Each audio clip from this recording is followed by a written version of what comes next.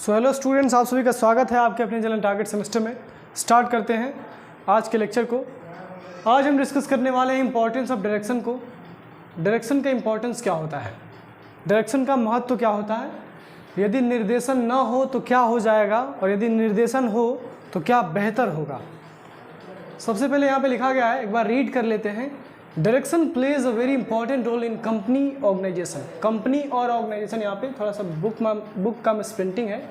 Direction plays a very important role in company. Direction जो होता है वो बहुत इंपॉर्टेंट रोल प्ले करता है किसी भी ऑर्गेनाइजेशन में। The policies determined by the shareholders at their general meetings are actually implemented by the board of directors. यानी जो पॉलिसीज़ हमारे शेयर होल्डर्स बनाते हैं, हमारे टॉप लेवल मैनेजर्स बनाते हैं, उनको इम्प्लीमेंट करने के लिए बोर्ड ऑफ डायरेक्टर्स काम करते हैं। Planning, organizing and staffing are not enough. यानी केवल प्लानिंग, ऑर्गेनाइजिंग और स्टाफिंग काफ़ी नहीं है। The manager must stimulate action by giving orders to his subordinates and by supervising them as they go about their work. यानी केवल planning, organising, staffing करने से काम नहीं होता है, आपको अपने मैनेजर्स को स्टिमुलेट करना चाहिए, यानी उनको प्रोत्साहित करना चाहिए ताकि वो ऑर्डर्स को दें अपने सबऑर्डिनेट्स को और वो बताएं कि किस प्रकार से इस प्लान्स को, इन पॉलिसीज को इम्प्लीमेंट किया जा सकता है। ठीक है students, so this task of issuing orders is technically known as direction. यानी जो हम ये टास्क देख रहे हैं कि सबऑर्डिनेट्स को सुपीरियर्स यानी सुपरवाइजर्स ऑर्डर्स इशू कर रहे हैं, ये जो ऑर्डर इशू करने का प्रोसेस है, ये जो ऑर्डर इशू करने का टास्क है, दिस इज कॉल्ड डायरेक्शन। इसी को हम निर्देशन कहते हैं हिंदी में। And direction is the essence of management. जैसे आपने आज तक पढ़ा होगा कि coordination is the essence of management. Coordination management का एसेंस होता है, लेकिन कोऑर्डिनेशन के साथ साथ direction is also the essence of management. ठीक है students, so comparison is often made with an automobile with its motor idling where nothing happens। यहाँ पे एग्जाम्पल दिया गया जो इंपॉर्टेंट नहीं है आपके लिए, हम जो इंपॉर्टेंट आपको बता दे रहे हैं। The two most important objectives of direction are. अब यहाँ से क्वेश्चन बन सकता है, डायरेक्शन के ऑब्जेक्टिव्स क्या होते हैं। तो जो दो मोस्ट इंपॉर्टेंट ऑब्जेक्टिव्स हैं यहाँ पे बताए गए हैं, सबसे पहला है गेटिंग वर्क डन एंड दूसरा है डेवलपिंग फ्यूचर मैनेजर्स। यानी सबसे पहले अपना काम कराना, यानी जो हमने प्लान्स बनाए हैं, जो पॉलिसीज़ बनाए हैं, उन पॉलिसीज़ को इम्प्लीमेंट करवाना सबसे पहला काम होता है डायरेक्शन का। और दूसरा काम होता है फ्यूचर मैनेजर्स को डेवलप करना, यानी भविष्य में बनने वाले मैनेजर्स को विकसित करना। ठीक है students, the importance of direction may be summarise in the following points. यानी जो डायरेक्शन का इंपॉर्टेंस है उसको यदि हम समराइज करें तो इसमें कुछ पॉइंट्स आएंगे। सबसे पहला पॉइंट है डायरेक्शन इनिशिएट्स एक्शन। यानी डायरेक्शन के माध्यम से एक्शन इनिशिएट होता है, डायरेक्शन के माध्यम से प्लान्स एंड पॉलिसीज को इम्प्लीमेंट किया जाता है। दूसरा है it integrate the efforts of members of the group. यानी डायरेक्शन के माध्यम से हम जो हमारे ग्रुप के मेंबर्स होते हैं उनके एफर्ट्स को इंटीग्रेट करते हैं, यानी सारे ग्रुप के मेंबर्स को एफर्ट्स को साथ लाते हैं और उनको एक कॉमन डायरेक्शन में, उनको एक कॉमन गोल की तरफ प्रोसीड करते हैं। ठीक है स्टूडेंट्स, अगला पॉइंट दिया है direction attempts to get maximum out of individuals. यानी डायरेक्शन के माध्यम से हम इंडिविजुअल्स का मैक्सिमम आउटपुट लेते हैं। अब कैसे लेते हैं? डायरेक्शन के माध्यम से हम अपने एम्प्लॉयज़ को मोटिवेट करते हैं, सुपरवाइज करते हैं, इंस्ट्रक्ट करते हैं, लीड करते हैं, कम्युनिकेट करते हैं उनसे। जब हम ये सब करते रहते हैं तो उस समय हमारे जो एम्प्लॉयज़ होते हैं उनकी एफिशिएंसी बढ़ जाती है। अगर हम अपने एम्प्लॉयज़ को मोटिवेट ना करें, अगर हम अपने एम्प्लॉयज़ को इंस्ट्रक्ट ना करें और एम्प्लॉयज़ को छोड़ दें बस कि आप अपने हिसाब से काम करिए, आपको कोई दिशा नहीं दिया जाएगा, आपको कोई मार्गदर्शन नहीं दिया जाएगा, तो उस केस में क्या एम्प्लॉय अच्छे से काम कर पाएगा? बिल्कुल नहीं कर पाएगा। क्यों? क्योंकि उसको एक इन्वायरमेंट क्रिएट करके आप दीजिए, उसको आप बार बार फोर्स करिए कि आपको काम करना है, आपको इस दिशा में चलना है, तब जाके वो काम अच्छे से कर पाएगा। इसीलिए यहाँ पे लिखा गया है कि डायरेक्शन के माध्यम से, यानी डायरेक्टिंग के माध्यम से हम अपने इंडिविजुअल्स का मैक्सिमम आउटपुट ले सकते हैं, यानी उनका बेस्ट एफिशिएंसी इंश्योर कर सकते हैं। It facilitate healthy changes in the organization. यानी डायरेक्शन के माध्यम से स्वस्थ परिवर्तन होते हैं ऑर्गेनाइजेशन में, यानी यदि कोई चेंज आ रहा है ऑर्गेनाइजेशन में तो उसको सभी लोग एडॉप्ट कर पाते हैं। अगला है direction makes it possible to achieve the mission and objectives of the organization. Direction एक ऐसा टूल है, डायरेक्शन एक ऐसा टेक्निक है जिसके माध्यम से हमने जो प्लान्स एंड पॉलिसीज़ बनाए हैं टॉप लेवल पे, उन प्लान्स एंड पॉलिसीज़ को हम अचीव कर पाते हैं, उन ऑब्जेक्टिव्स को, उन विजन्स को, उन मिशंस को हम अचीव कर पाते हैं। किसके माध्यम से स्टूडेंट्स? डायरेक्शन के माध्यम से। इसीलिए मार्शल डिमॉक साहब ने कहा है, मार्शल डिमॉक साहब ने कहा है कि direction is the heart of the administration. Direction जो है वो प्रशासन का हृदय है, direction is the heart of the administration. He finds high correlation between direction and productivity. उन्होंने फाइंड किया था कि बहुत बड़ा संबंध है डायरेक्शन और प्रोडक्टिविटी में। जब तक आप एम्प्लॉयज़ को डायरेक्शन नहीं देते हैं तो उनकी प्रोडक्टिविटी नहीं बढ़ती है, और जैसे ही अपने एम्प्लॉयज़ को डायरेक्शन देते हैं, उनको मोटिवेट करते हैं, उनको इंस्ट्रक्ट करते हैं, उनको गाइड करते हैं, तो उनकी प्रोडक्टिविटी बढ़ जाती है। अगला टॉपिक है प्रिंसिपल्स ऑफ डायरेक्शन। ये भी इंपॉर्टेंट है। तो स्टूडेंट्स, हमने यहाँ पे देखा डायरेक्शन की इंपॉर्टेंस क्या है। तो डायरेक्शन के जो दो मोस्ट इंपॉर्टेंट ऑब्जेक्टिव्स है, इसको याद रखिएगा। सबसे पहला ऑब्जेक्टिव है गेटिंग वर्क डन, और दूसरा ऑब्जेक्टिव है डेवलपिंग फ्यूचर मैनेजर्स। यदि इंपॉर्टेंस ऑफ डायरेक्शन की बात करें तो इंपॉर्टेंस दिया गया है सबसे पहला, it integrate the efforts of the members of group, यानी जो भी ग्रुप के मेंबर्स हैं उन सभी के एफर्ट्स को इंटीग्रेट करता है, यानी एक साथ लाता है। और डायरेक्शन इंडिविजुअल्स के मैक्सिमम आउटपुट को इंश्योर करता है, ऑर्गेनाइजेशन में हेल्दी चेंजेस को इंश्योर करता है, और हमारे ऑब्जेक्टिव्स को, हमारे गोल्स को अचीव करने में हमारी मदद करता है। और मार्शल डिमॉक साहब कहते हैं कि डायरेक्शन एडमिनिस्ट्रेशन का हार्ट है, यानी डायरेक्शन एडमिनिस्ट्रेशन का हृदय है। ठीक है स्टूडेंट्स, अगला टॉपिक है principles of direction. In general it may be advocated that a manager should be a good diagnostician. He must understand the needs, motives and attitudes of his employees. यहाँ पे हॉज लिखा है, his होना चाहिए। He should vary his managerial strategy according to differences among people and in situation, however, the following specific principles of direction may be enunciated. यानी यहाँ पे कहा जा रहा है कि जो डायरेक्शन है उसको करने के लिए कुछ सिद्धांत बनाए गए हैं, और यदि इस सिद्धांत को पालन करता है, इस सिद्धांत को फॉलो करता है, तो वो डायरेक्शन अच्छे से कर पाएगा। ठीक है, यदि आप चाहते हैं कि अच्छे से आप निर्देशन कर पाएँ तो आपको इन सारे प्रिंसिपल्स को फॉलो करना होता है। तो सबसे पहला प्रिंसिपल दिया गया है principle of integration of group and organizational goals, यानी आपके जो भी ग्रुप और ऑर्गेनाइजेशन के गोल्स हैं उनको आप इंटीग्रेट कर दीजिए। ग्रुप का गोल अलग और ऑर्गेनाइजेशन का गोल अलग नहीं होना चाहिए, ग्रुप का और ऑर्गेनाइजेशन का गोल सेम होना चाहिए ताकि हम सेम डायरेक्शन में काम कर सकें।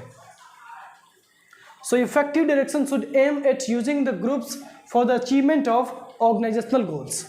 It involves integration of group goals within organization goals. यानी डायरेक्शन के माध्यम से एक इफेक्टिव डायरेक्शन, यानी एक प्रभावशाली निर्देशन के माध्यम से हम अपने ऑर्गेनाइजेशनल गोल्स को और ग्रुप गोल्स को इंटीग्रेट कर पाते हैं और उनका डायरेक्शन क्लियर कर पाते हैं। और जब तक आप ये नहीं कर पाते हैं तब तक आप अपने ऑर्गेनाइजेशन के गोल्स को नहीं अचीव कर पाएंगे और ना ही अपने ग्रुप को गोल्स को अचीव कर पाएंगे। यदि आप चाहते हैं कि आपके ग्रुप के गोल्स भी अचीव हों, आपके ऑर्गेनाइजेशन के गोल्स भी अचीव हों, तो दोनों का डायरेक्शन सेम करिए और दोनों को एक डायरेक्शन में ही मूव करिए। अगला है principle of maximum individual contribution. Principal of maximum individual contribution कहता है कि आपको हर एक इंडिविजुअल का मैक्सिमम कंट्रीब्यूशन लेना है, यानी इंडिविजुअल का जो बेस्ट प्रोडक्टिविटी लेवल है उस बेस्ट प्रोडक्टिविटी लेवल को आपको निकालना है। ये कहता है principle of maximum individual contribution. So every member of the organisation should contribute his utmost, यानी जितना जो उसका सबसे बेहतरीन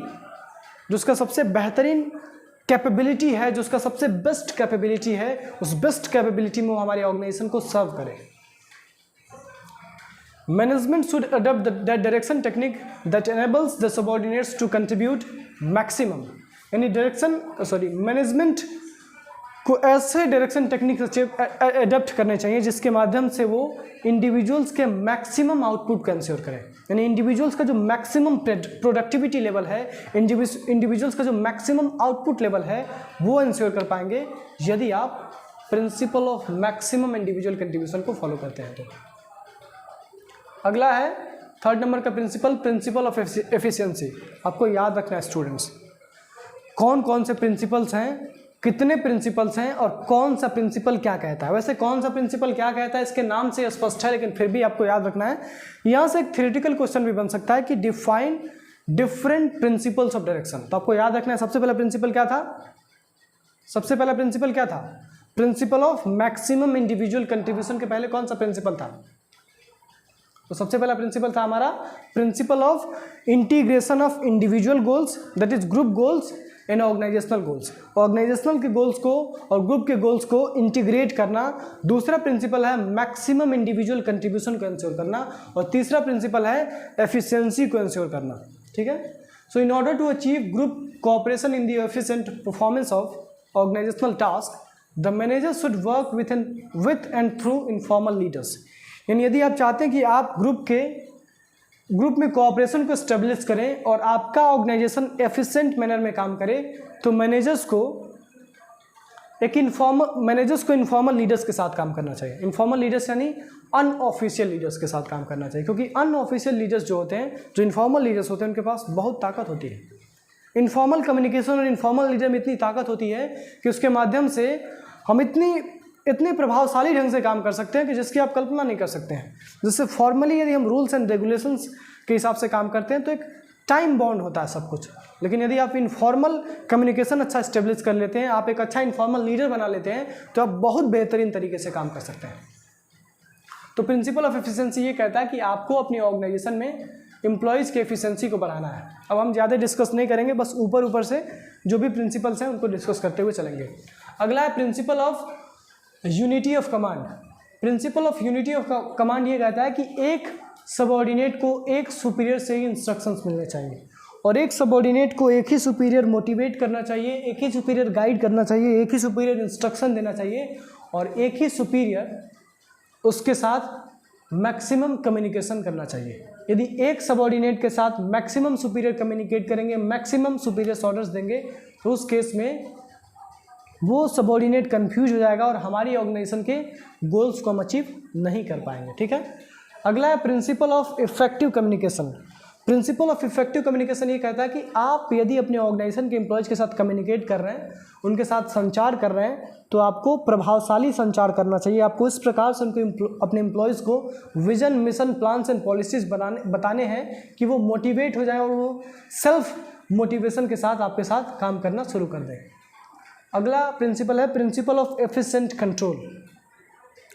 प्रिंसिपल ऑफ एफिशिएंट कंट्रोल ये कहता है कि केवल आप यदि इफेक्टिव होंगे तो आपका काम नहीं चलेगा, क्योंकि इफेक्टिव होने के साथ साथ आपको एफिशिएंट भी होना पड़ेगा। इफेक्टिव होने का मतलब ये है कि आप समय पे अपना टास्क कंप्लीट कर रहे हैं, आप अपने गोल्स को अचीव कर पा रहे हैं। लेकिन यदि आप केवल अपने गोल्स को अचीव कर पा रहे हैं, लेकिन गोल्स को अचीव करने में कितना कॉस्ट आ रहा है, कितना एक्सपेंडिचर हो रहा है, कितना टाइम लग रहा है, आप ये नहीं देख रहे हैं, तो इस केस में आप एफिशिएंट नहीं हैं। तो प्रिंसिपल ऑफ एफिशिएंट कंट्रोल ये कहता है कि आपको अपने इफेक्टिवनेस के साथ साथ अपने एफिशिएंसी का भी ध्यान देना चाहिए, और आपको एक्यूरेटली और टाइमली अपने टास्क को अचीव करना चाहिए विथ मिनिमम कॉस्ट। तो प्रिंसिपल ऑफ एफिशिएंट कंट्रोल क्या कहता है? प्रिंसिपल ऑफ एफिशिएंट कंट्रोल कहता है कि आपको केवल इफेक्टिव नहीं होना है, आपको एफिशिएंट भी होना है, आपको कम कॉस्ट में टाइम पे अपने टास्क को कंप्लीट करना है। अगला है principle of leadership. Principle of leadership कहता है कि जितने भी मैनेजर्स हमारी ऑर्गेनाइजेशन में काम कर रहे हैं, उन मैनेजर्स को एक अच्छा लीडर बनना चाहिए।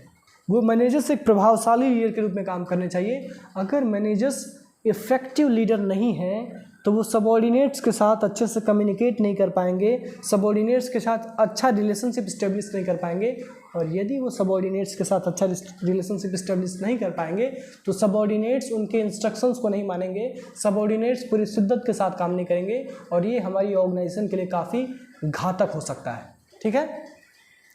अगला है प्रिंसिपल ऑफ फॉलो थ्रू।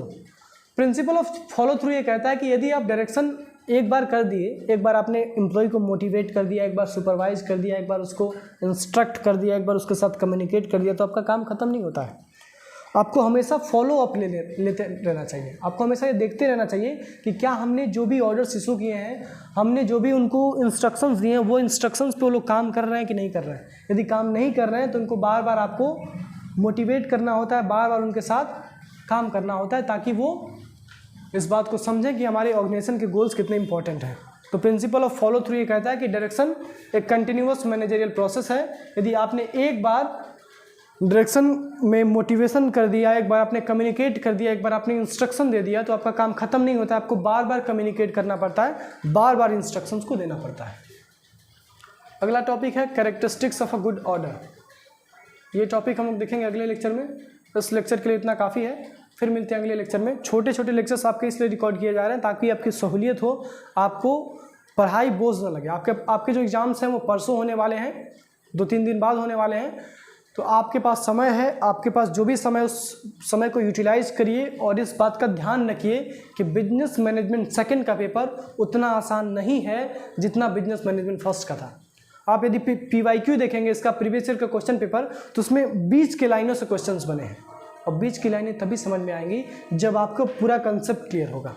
इसीलिए हम आपको MCQs के साथ साथ थियोरेटिकल लेक्चर्स भी दे रहे हैं ताकि आपका दोनों कंसेप्ट क्लियर रहे, आप मिड टर्म के लिए भी अपने आप को तैयार कर सकें और आप एंड टर्म के लिए भी अपने आप को तैयार कर सकें। ठीक है स्टूडेंट्स, तो मिलते हैं अगले लेक्चर में। तब तक पढ़ते रहिए पूरी शिद्दत के साथ, और यदि आप चाहते हैं कि सेमेस्टर एग्जाम की तैयारी आप और बेहतर तरीके से करें तो जाइए टारगेट गूगल मोबाइल ऐप को डाउनलोड करिए और सारथी को ज्वाइन करिए। यदि आपको ये PDF चाहिए, यदि आपको PYQ का PDF चाहिए तो भी आप सारथी को ज्वाइन कर सकते हैं। आपको वहाँ पे PYQ का PDF मिल जाएगा, इसके साथ साथ मोस्ट एक्सपेक्टेड MCQs मिल जाएंगे और मिड टर्म के लिए इंपॉर्टेंट क्वेश्चंस मिल जाएंगे। दैट्स ऑल, मिलते हैं अगले लेक्चर में।